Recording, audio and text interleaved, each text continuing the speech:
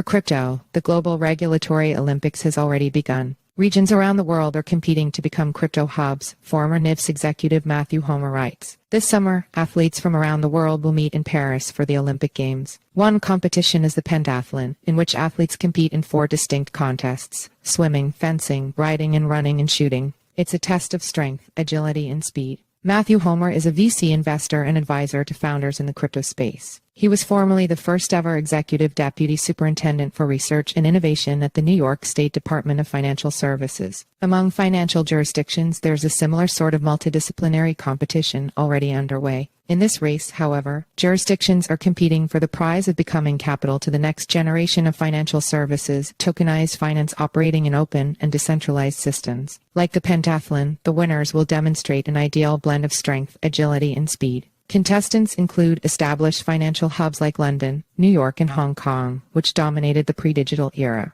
But hungry challengers, EU member states, the United Arab Emirates UAE, Singapore, Bermuda, and California, are also in the race. It's a remarkable shift from 18 months ago when some doubted crypto's future. With Team USA largely boycotting this financial Olympiad, a fresh set of champions has a rare chance to emerge. See also, Coinbase could move away from US. If no regulatory clarity in this competition, there are 4 distinct contests: regulatory effectiveness, founder depth, market size, and capital market strength. As a former crypto regulator responsible for enhancing New York's regulatory system and now a venture capital investor, I understand how difficult it is to win in all 4 of these categories, especially those outside of your direct control. Here's what to look for in each contest and how participants are currently performing. Regulatory effectiveness. Regulatory effectiveness is evaluated based on 2 key factors: credibility, being tough but fair, and accessibility, clear and navigable for both existing players and newcomers. Striking the right balance between these aspects is challenging. If regulations are unworkable to comply with, markets find ways to circumvent them. Conversely, if entry is too easy, it leads to a low-quality ecosystem.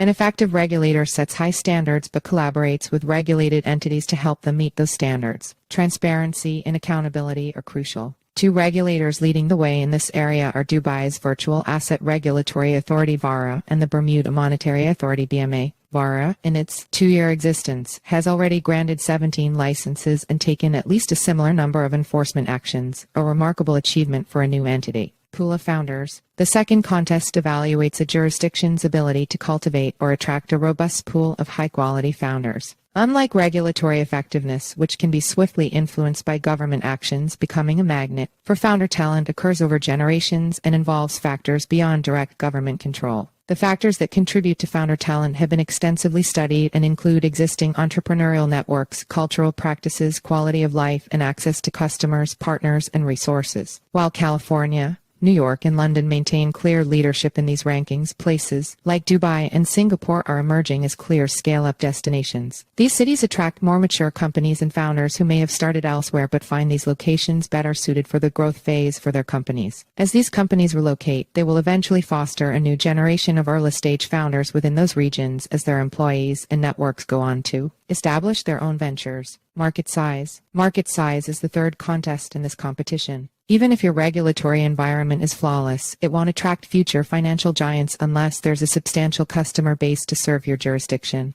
Large markets, such as the US, with a population of over 335 million, and the EU, with over 445 million people, have an advantage. See also Crypto Hubs 2023. Where to live freely and work smart. However, smaller jurisdictions can still be competitive, especially for companies serving institutional clients or retail customers in other countries where permitted. Capital market strength. The final category is capital market strength. Startups and scale-ups both need investment to grow. Capital chases opportunities in locations with effective regulation, strong founders, and large markets. However, other factors also play a crucial role, such as the physical proximity of founders to funding sources, investor-friendly legal frameworks, and favorable exit conditions such as robust M and IPO opportunities. Research conducted by Galaxy reveals that although US-based companies still receive the majority of venture capital in the blockchain sector, both in terms of deal count and capital share, their share has significantly declined. If we consider macro rankings of capital availability as an indicator of where capital may be shifting, then the UAE, Qatar, China, and Singapore are noteworthy contenders to watch. Unlike the Olympic pentathlon, this competition won't necessarily have a single winner right away or possibly ever. Instead, winners are likely to emerge in various categories. For instance, Bermuda could become the leading hub for stablecoin issuance, while Dubai might excel in offshore institutional trading. There will be regional capitals too. What matters is that the financial services map could be redrawn in a way that looks markedly different from today. The United States is likely to rejoin the race eventually, making this a time-bound opportunity for new jurisdictions to establish and solidify their leadership positions before it's too late.